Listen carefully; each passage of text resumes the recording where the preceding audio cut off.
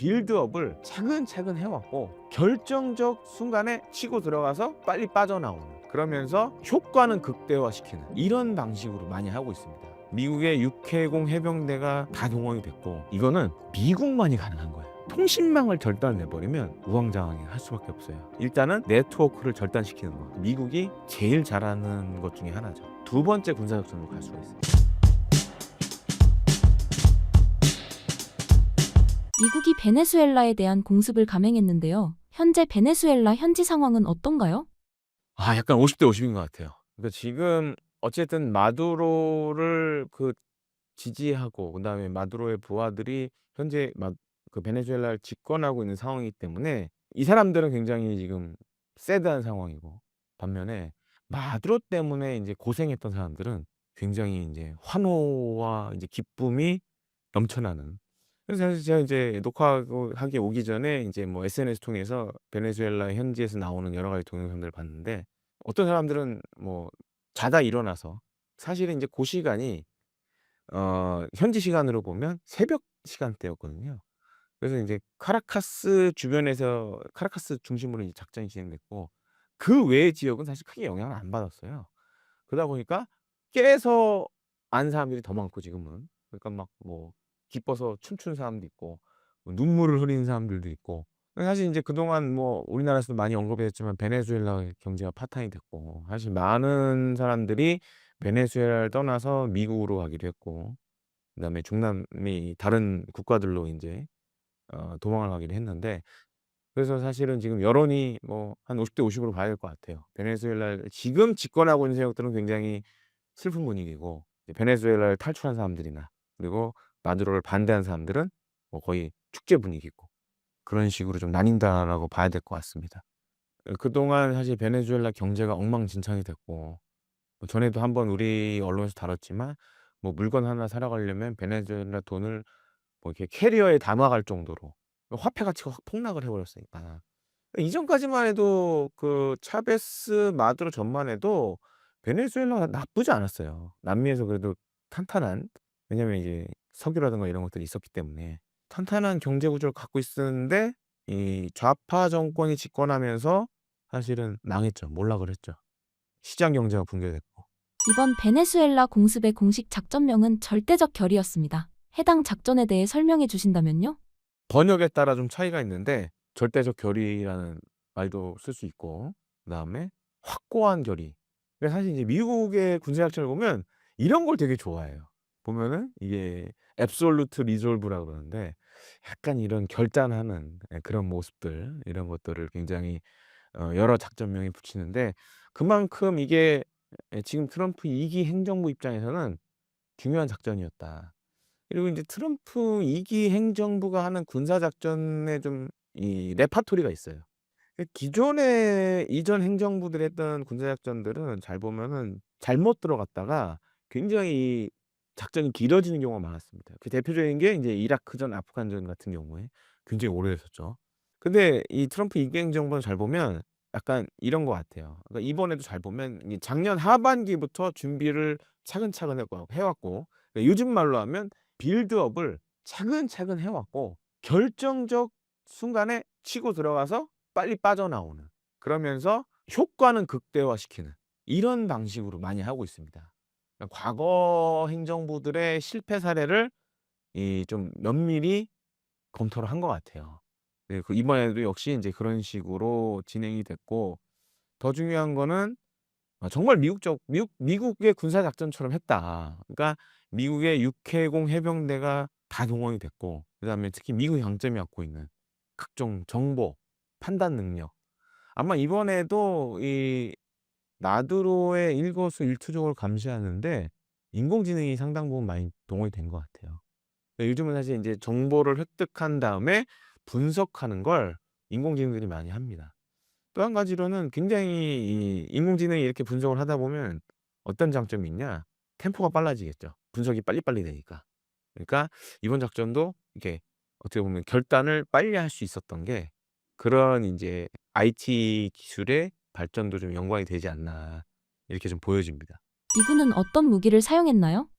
일단은 미 공군, 해군, 해병대 F-35 전투기 총동원됐고 또 한 가지로는 이제 뭐 각종 전자전기들 동원됐고 그다음에 이제 마두로를 감시하는 데 물론 이제 우리가 휴민트라 그래서 이런 인적 정보들 첩보원이라든가 정보원들도 동원이 됐지만 이번에 잘 보면 이제 RQ-170 해외 군사 전문 매체를 보면 RQ-170이라는 이 스텔스 무인 정찰기가 주도적인 역할을 한 것 같아요. 그리고 인제 작전이 끝난 다음에 백악관에서 공개한 사진들을 보면 그전에도 인제 뭐 빈라덴 체포나 이런 거 할 때도 보면 작전이 이 수행되는 모든 과정을 다 백악관에서 보고 있어요. 근데 인제 이번에 동원된 RQ-170 같은 경우는 이제 스텔스 무인기고 그다음에 장시간 채공이 가능합니다. 아마 안에 제가 생각했을 때는 인제 뭐 이 야간에도 대낮처럼 볼 수 있는 뭐 열영상 카메라나 TV 카메라 이런 것들이 달려 있었을 거예요. 그래서 작전하는 그 지역을 뱅뱅뱅 돌면서 계속 영상을 찍는 거죠. 그러면 인공위성을 통해서 통신위성 이런 걸 통해서 실시간으로 아마 현장 영상을 말하라고 지금 이제 트럼프 대통령이 별장으로 보내줬을 겁니다. 그래서 사진에 나와요. 트럼프 대통령하고 뭐 미 합참의장 뭐 그다음에 루비오 국무부 장관 그다음에 헤그세스 뭐 전쟁부 장관 다 앉아서 현장을 보는 영상이 나와요. 장면들이 나옵니다. 그 RQ-170이 아마 뱅뱅뱅 돌면서 이 델타 포스 요원들이 체포하는 과정 이런 것들을 다 실시간으로 중계를 했을 걸로 생각이 돼요. 그러니까 그 정도로 지금은 미국은 이런 이걸 보통 인제 하이 밸류 타겟 뭐 그다음에 뭐 타임 센시티브 타겟 그러니까 뭐 고가치 표적, 시한성을 요하는 표정 뭐 이런 군사 전문 용어도 있습니다. 요런 걸 제거를 할 때 요런 인제 스텔스 무인기들이 동원이 돼서 현장 영상을 보내주죠. 그래서 바로바로 군 통수권자가 상황을 인지할 수 있게끔 그렇게 만들어 줍니다. 현대전에서 한 나라의 대통령을 이렇게 단시간에 제압하는 게 군사적으로 얼마나 대단한 일인가요? 그러니까 이거는 미국만이 가능한 거예요. 뭐 여러 가지 그러니까 할 수 있는 장비들을 다 갖추고 있다고 해도 이게 수많은 연습과 실전 경험이 없으면 이렇게 못 해요. 그래서 아주 단적인 예가 지금 인제 우크라이나 전쟁이 거의 인제 5년 차로 접어들고 있죠. 22 년, 23 년, 24 년, 25 년, 26 년 5년 차로 접어들고 있는데 사실은 인제 러시아가 22 년도 2 월에 우크라이나를 침공했을 때 이런 비슷한 작전을 실행하려고 했었어요. 실제로 실행도 했었고. 하지만 다 안 됐죠. 그래서 당시 인제 키이우에 이 젤렌스키 대통령을 잡으려는 용병들과 특수부대를 미리 침투를 시켰고 그러니까 인제 이거였어요. D-Day인 날 젤렌스키를 체포하거나 사살하는 거였어요. 하지만 그전에 들통이 났죠. 그래서 당일 날 다 잡혔어요.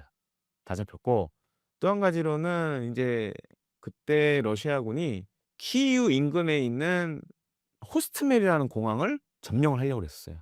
여길 점령해서 러시아에 보면 이제 공수군이라고 있거든. 우리로 치면 이제 공수부대 같은. 그래서 이 부대들이 여기를 도착을 해서 키이우를 점령하는 게 목표였어요. 하지만 1파는 도착을 했습니다. 근데 오는 과정에 헬기 타고 오다가 대낮에 헬기 타고 우르르 오다가 많이 격추가 됐어요. 그리고 1파가 내렸는데 그다음에 이제 수송기에 이제 공수군들이 타고 와야 됐어요. 하지만 1파가 제대로 작전을 못하면서 2파가 못 왔어요. 그러면서 고립되고 나중에는 인제 도망을 가게 됩니다. 그러니까 확연하게 차이가 나죠. 러시아도 물론 그런 전력과 장비들 갖고 있지만 미국만큼의 기술과 노하우는 없다. 이런 게 이번에 다시 한번 사실 인제 전 세계적인 군사 전문가사들 사이에서는 또 논란이 되고 있죠. 확실히 러시아는 뭔가 부족하다. 그리고 이걸 할 수 있는 나라는 미국밖에 없다. 근데 인제 미국이 이런 작전들을 많이 해 봤기 때문에 노하우라든가 경험이 많으니까 '어떻게 해야 된다.'라는 걸 잘 알고 있는 거죠. 그리고 실제로 지금 인제 작전이 끝난 다음에 나오는 것들을 보면 델타 포스 요원들이나 이런 사람들이 작년부터 다양한 훈련을 진행해 왔다 그러더라고요. 그래서 이제 마두로가 숨어 있을 걸로 예상되는 안전가옥을 이 미리 인제 훈련장에 세트를 만들어서 어떻게 해야 될지 이런 것들을 미리 다 사전에 충분히 연습을 하고 작전에 투입이 됐다라고 인제 얘기를 하고 있고 또 한 가지는 이제 델타 포스 그다음에 전에 빈라덴을 잡았던 뭐 네이비 실 6 팀 대부구루라고 얘기를 하는데 요 두 개 팀은 이렇게 평가를 많이 합니다. 미국 내에서 티어 1 급. 그러니까 최정예 특수부대고 또 한 가지로는 이 부대들이 JSAC 그래서 합동 특수전 사령부에 속해 있는 부대들이에요. 근데 이 JSAC은 이렇게 생각하시면 돼요. 미 대통령의 직접적인 명령을 받고 작전을 수행하는 부대. 그래서 미 대통령의 별동대라는 별칭이 있거든요. 이런 부대들은 사실 이런 핵심적인 작전에 우선적으로 투입이 됩니다. 네. FBI와 합동해서 진행한 건가요? 같이 했고 그 FBI나 DEA가 들어간 배경은 영장 집행을 해야 돼요. 그러니까 이번 작전이 좀 독특해요. 그러니까 예를 들어서 뭐 중동에서 테러리스트 암살 이거는 그런 과정이 필요가 없어요. 근데 이번에 인제 잘 보시면 마두로가 지금 미국으로 끌려갔잖아요. 그래서 지금 이제 미국 뉴욕에 있는 형무소에 수감이 됐는데 거기 수감된 형무소에 지금 누가 있냐? 퍼프데디가 있어요. 래퍼 퍼프데디가 왜냐면 그 여러 가지 지금 뭐 마약이라든지 뭐 성 관련된 문제들이 있어서 거기 수감돼 있는데 그러니까 이번에는 좀 사안이 다른 거예요. 사살이 아니라 미국의 법정에 세워야 되는 문제가 있는 거예요. 근데 델타 포스나 이런 사람들은 이 법 집행을 할 수 있는 사람들이 아니거든요. 그래서 아마 제 생각에는 이제 DEA나 FBI도 특수부대 요원들이 있습니다. 그런 사람들이 같이 포함이 되지 않았을까. 그 영장을 집행하는 건 그 사람들이 해야 되고. 그 우리 왜 영화 중에 시카리오라고 있어요. 거기도 보면 그것도 이제 마약과의 전쟁 관련된 얘기인데 거기 보면 FBI 요원이 CIA 요원들하고 같이 움직여요. 왜냐? 실제로 법 집행을 할 수 있는 건 FBI 같은 요원들밖에 못 하거든요. CIA는 그런 행정력이 없어요. 그래서 그런 이유 때문에 사실은 이번 작전을 보면서 저는 인제 떠올랐던 영화가 몇 가지가 있습니다. 예 시카리오도 떠올랐고 또 한 가지로는 넷플릭스에 보면은 왜 나르코스라고 있잖아요. 예 그것도 좀 담겨 있다라고 생각하시면 되겠습니다.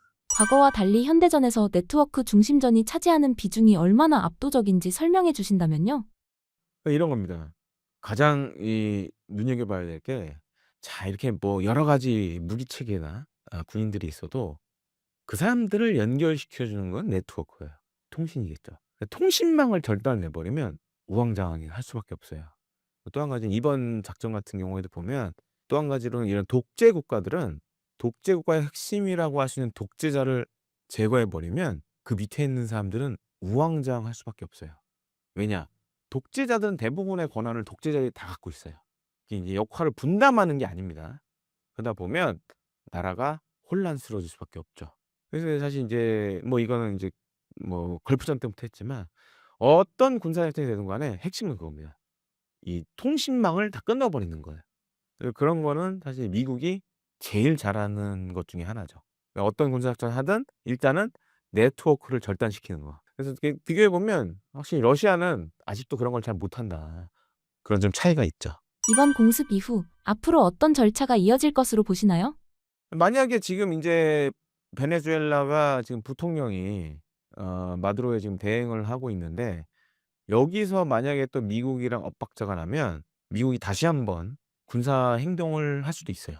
왜냐면 지금 이제 베네수엘라 카리브해 인근에 여전히 많은 미군 전력들이 대기를 하고 있어요. 그러니까 이번에 마두로는 체포를 했지만 만약에 베네수엘라 지금 정권 잡고 있는 사람들이 또 이상한 짓을 한다 그러면 두 번째 군사 작전으로 갈 수가 있어요. 아마 이번엔 이제 공습 위주가 될 겁니다. 어차피 마두로는 체포를 했기 때문에 어떻게 보면 미국 입장에서는 더 좋은 군사 작전을 펼칠 수 있는 환경이 됐어요. 그래서 인제 이제는 인제 베네수엘라의 집권 세력이 어떠한 결정을 하느냐. 그래서 뭐 루비오 지금 국무장관이 통화를 했는데 뭐 "적극적으로 협조하겠다."라고 얘기도 했다고 하는데 근데 또 현지에서 들리는 소식과 또 틀려요. "아 우리는 뭐 식민지가 아니다. 뭐 미국에 저항하겠다." 뭐 이런 얘기하는데 진짜 베네수엘라 지금 집권 세력이 그런 짓을 한다 그러면 아마 인제 뼈아픈 타격을 미국이 다시 하지 않을까. 2차 군사 작전으로 들어가지 않을까 생각이 됩니다.